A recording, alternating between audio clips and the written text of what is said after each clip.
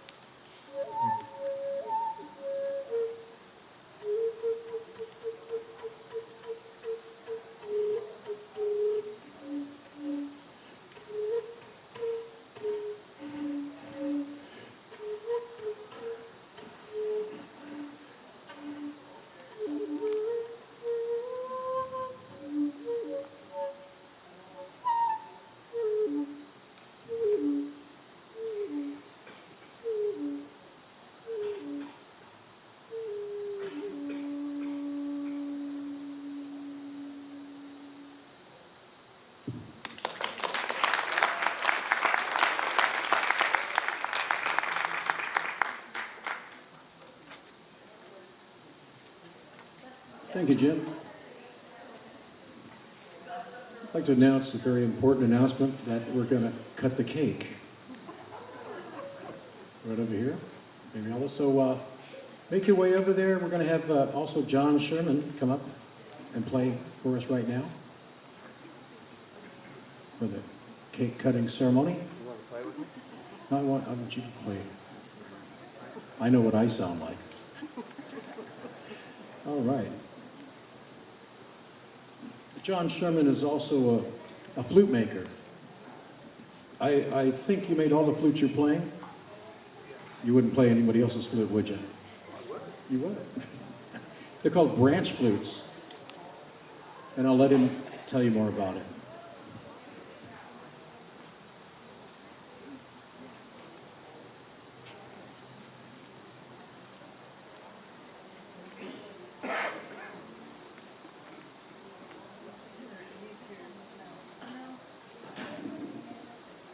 Thank you, Mel.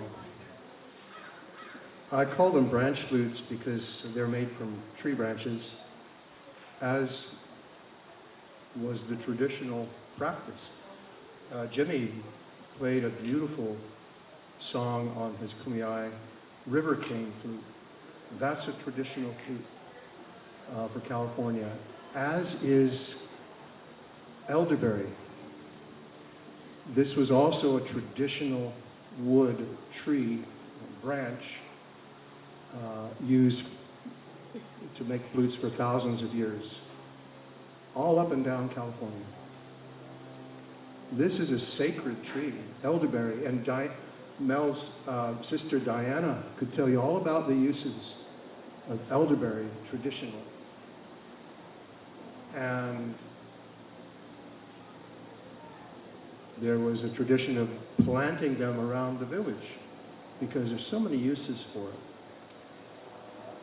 From the flowers, the medicinal purposes, the medicinal uses of the flowers, of the berries, and the branches, because they have a soft inner pith that's easy to poke out, were used to make flutes and also clapper sticks, a traditional California Indian percussion instrument. Both of these are crafted from elderberry.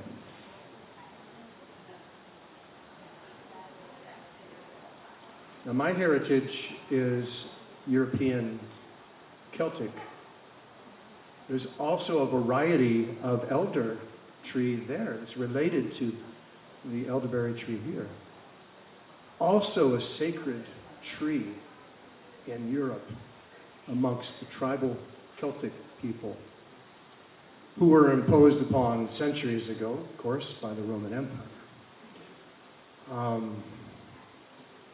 So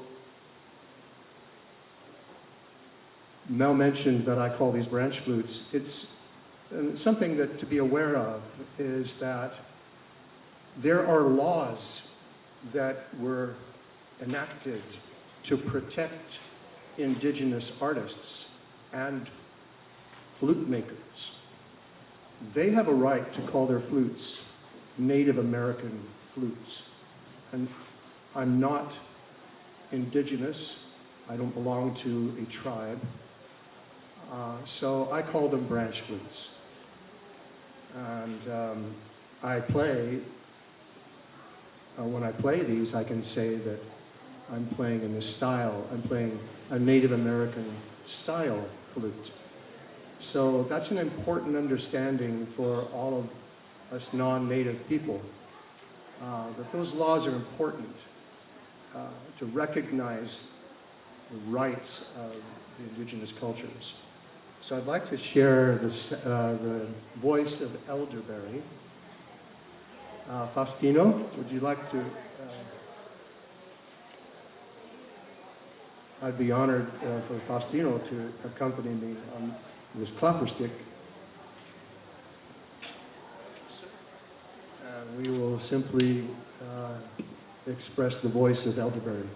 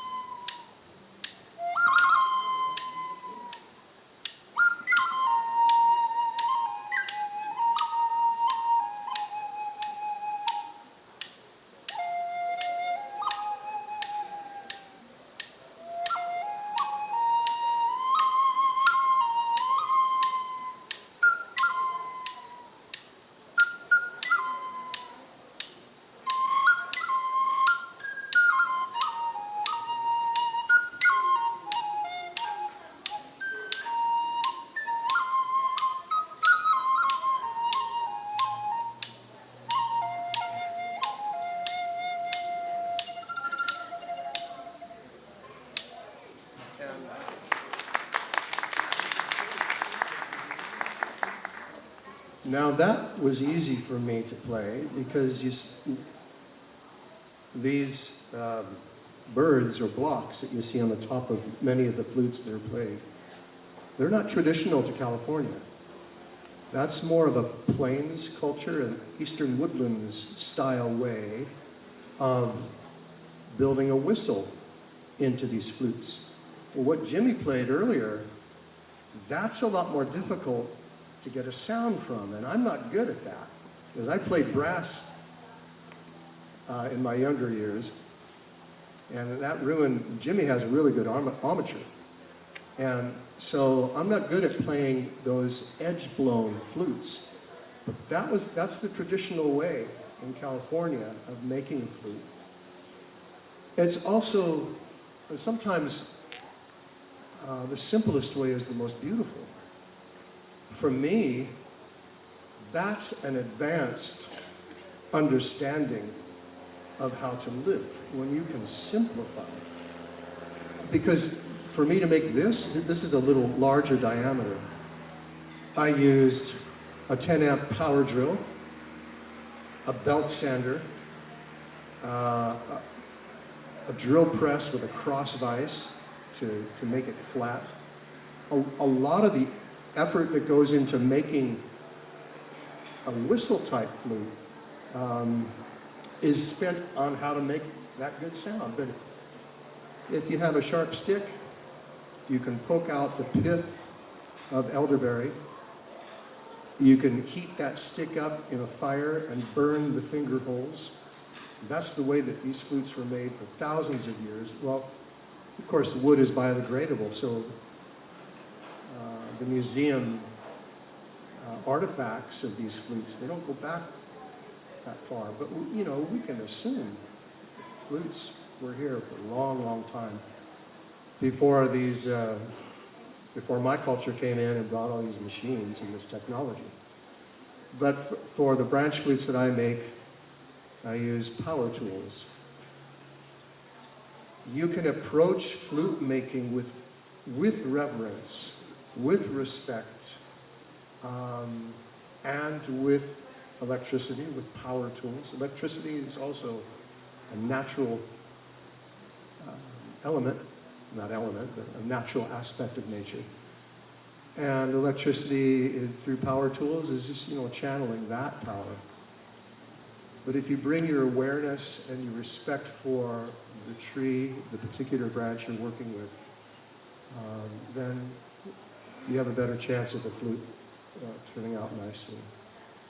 So,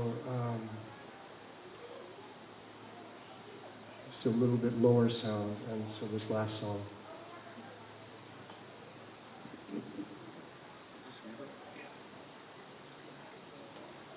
More technology.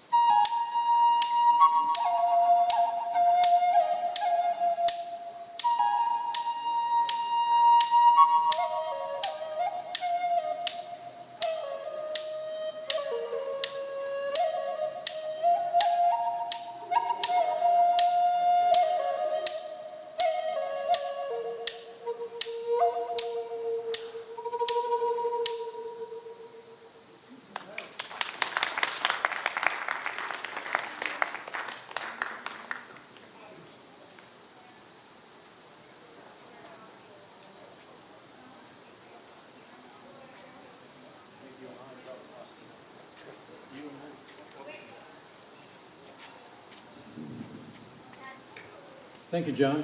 Did you mention that you're the docent over there at Elfin Forest? No. What is the title of that?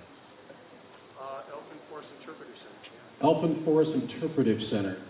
The first, well, all Sundays? I'm there with Sabina. With Sabina. Sundays from 9 a.m. to 2 p.m. 9 a.m. to 2 p.m. at the Elfin Forest. 3 p.m. 3 p.m. It's a place where you can hike up the mountain and there in past Harmony Grove, and they have an interpretive center. Is that what it was? Mm-hmm. A visitor center. A visitor center. And also John and Sabine have a wonderful, what would you call a show that you put on? Is it the first Sunday?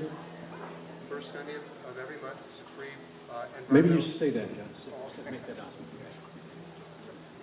I feel like I've took up too much time already. But thank you, Mel. My wife Sabine and I play our music every Sunday at the Elfin Forest Recreational Reserve. They have a beautiful visitor center there, an interpretive center, where as docents we interpret what's going on in the natural community there. And you know, a good way to do that is through music, because this human language isn't spoken by any of the other species other than human. And there's a lot of music happening in nature. So music's a very good way of interpreting what's going on around us in our natural community. And so we're there Sundays. We do our 45-minute program. These are original Earth songs that we've written. They have lyrics to them. I play guitar. Zabina plays the branch flutes that I craft. And we've dedicated our lives to be voices for the natural world. And we do that through our music. And Zabina also, she's a professor of biology. She teaches biology at San Diego City College. So we bring in the science aspect of ecology along with the spiritual aspect. And that was like, you're serving the cake, right? I'm not preventing the cake cutting. No, I ate 2 pieces of it. What do you think of that cake?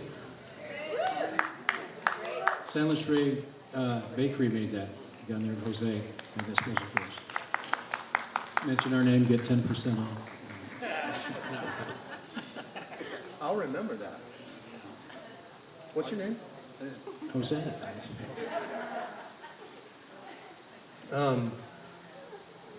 One last point, if I may.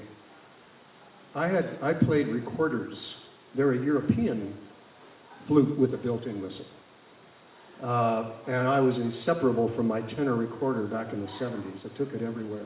And I'd learned to play off the side to soften the tone a bit, and I discovered if I play in a pentatonic scale, it's easier to improvise. In 1993, up in LA County at a beautiful garden, Gary Lemos gifted me a Native American flute. And that was the first time I had seen them, and the first time I played a Native American flute. Now I'm referring to it as Native American flute because Gary is Native American.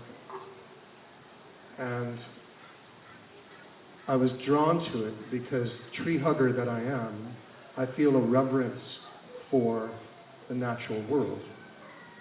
And I recognized in the way Gary was playing the flute, that reverence. And there's a spirit that accompanies these flutes, a reverential respect for all of life and for the natural world. That drew me in, because the recorder didn't come with that. That sort of had been lost in that culture. And so I took up I started playing the Native American style flute. And then 19 years ago, I started making them myself. And so it's that spirit of this flute that is important. It carries that traditional,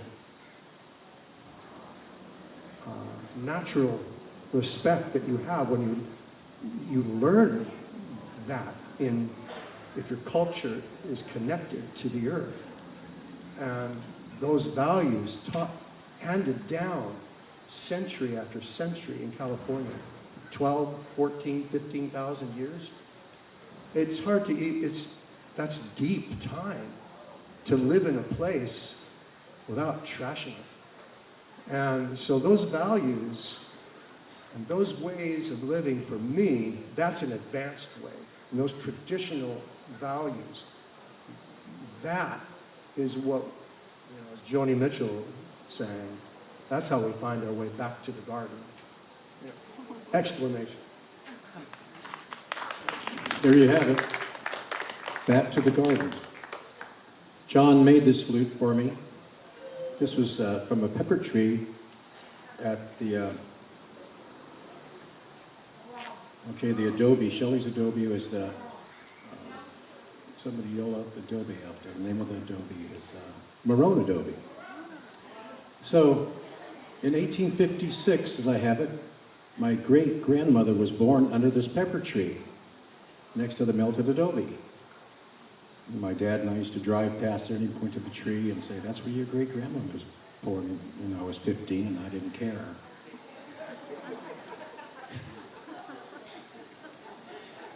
And since then, you grow up and remember that things that are important. So the tree has seen its life. John and I went out there and cut a branch off, and everything that he just said before is right here.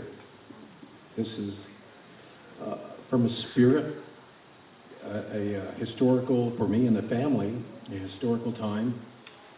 It represents a part of California history that's no longer with us, unless you find it and keep it created the old ways. And this is probably the flute that I started on mostly, and I still, sometimes it throws me a little bit, but I'm going to play it for you now. Right after I tell you about Keacha Knight's Coyote Dreams. So, November 8th, 10 a.m. to 4 p.m. at Heritage Park. And it's an outside, you know, we're off of Perry Drive. I think it's about our 4th year.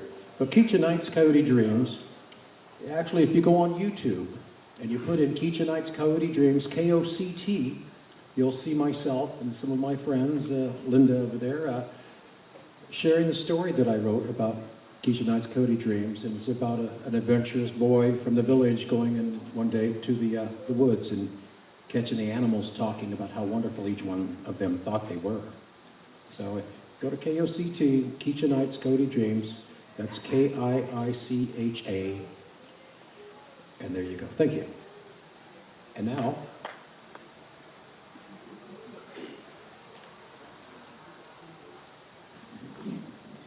Don't make any mistakes. I can't make any mistakes. The first thing gee, John. That reminds me, my band is playing at the pit stop Saturdays at the pit stop from 6 to 8.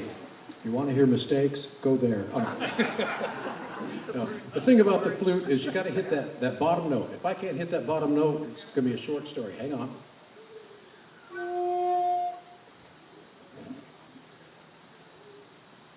Are you sure you put the holes in the right place? No.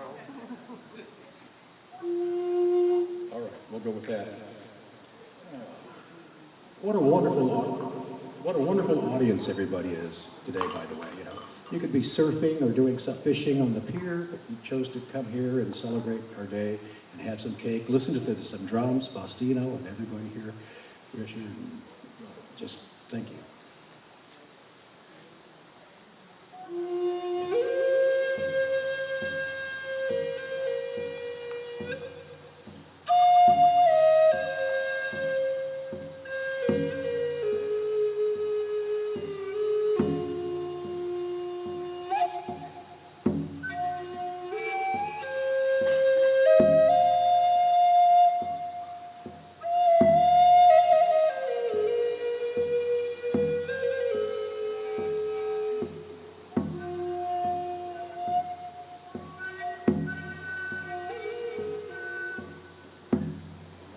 It's the fruit.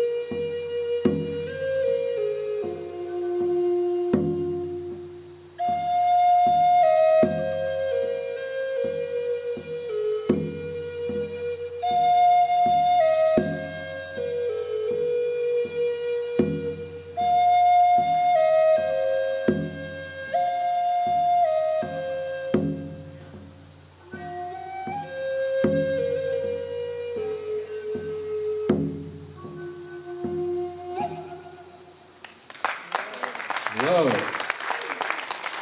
If you don't know how to play the Native American flute, there's still time to learn. That's what I tell myself. Yeah. But it doesn't take batteries. Keep your fingers in all the holes.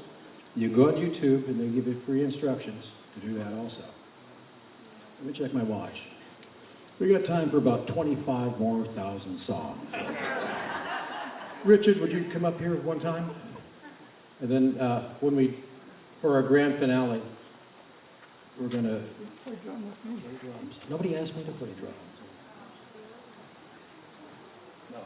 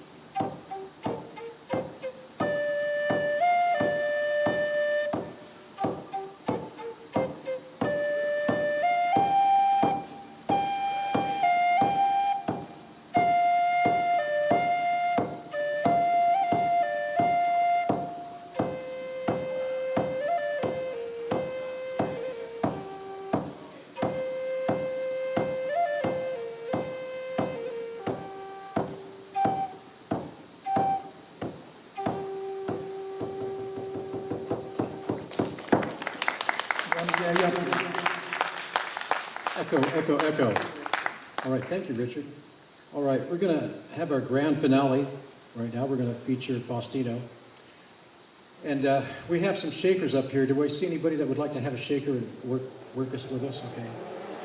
2 people. That doesn't make sense. There should be more.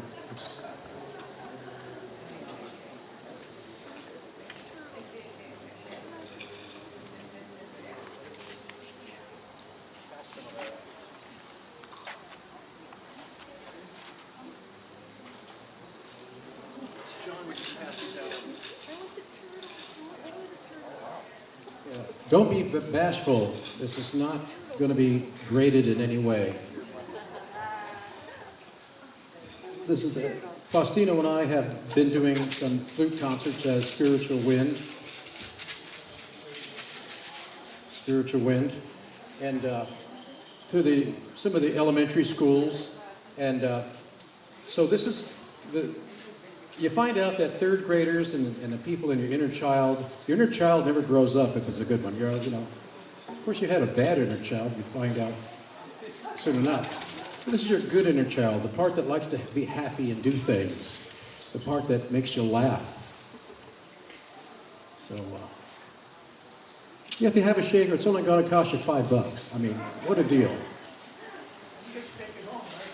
You can't take it home, no. There's a little tracking device in there. We'll knock on your door tomorrow. I know it's in here somewhere. You got it.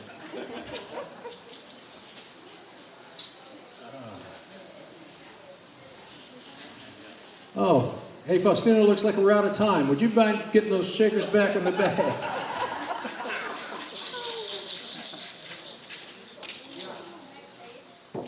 I want to trade. I heard that.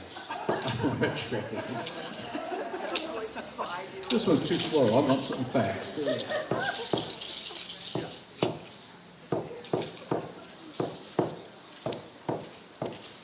Probably that sugar from that cake giving us that rush. Okay. So Faustino's going to grab that little flute that he was playing. And the trick is that we're going to start off slow, and then as we speed up, Faustino's going to speed up, and then we're going to speed up, and he's going to speed up, and that little flute's going to catch on fire because he's playing it so fast.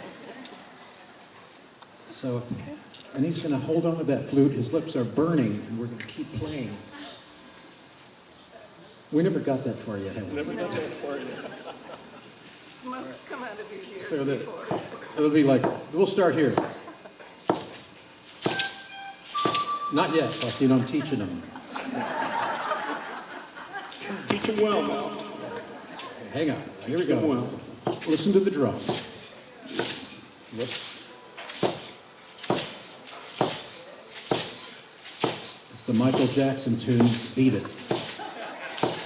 All right, anytime. Picking the rhythm.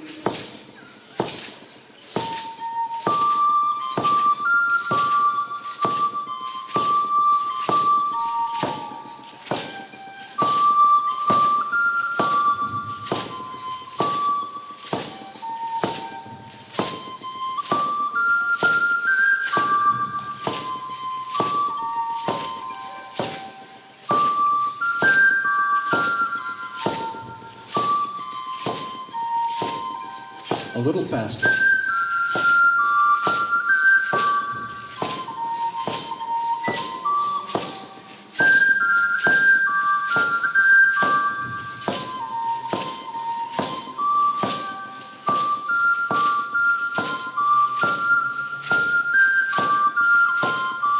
A little faster.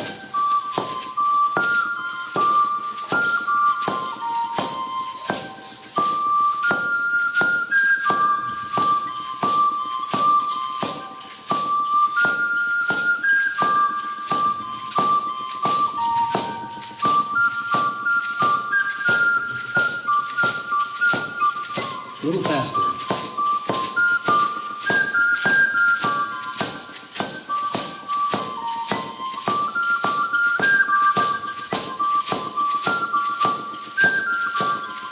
Faster.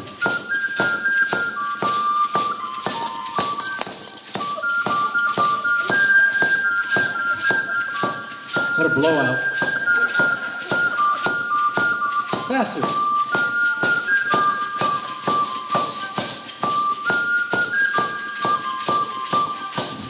This is where you see the smoke. Faster.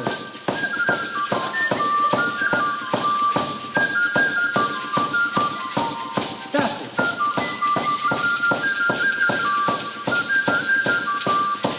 Faster.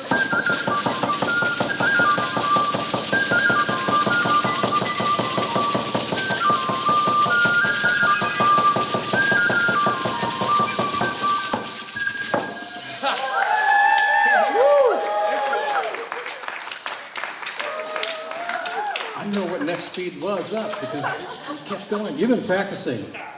You've been practicing fast lips training.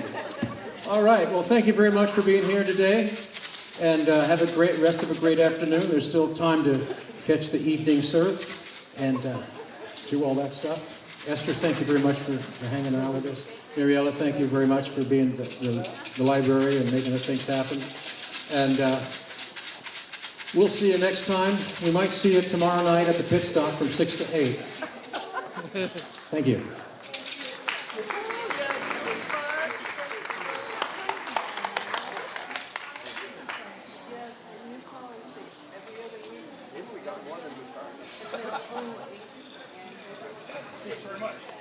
All right, very well. Thank you.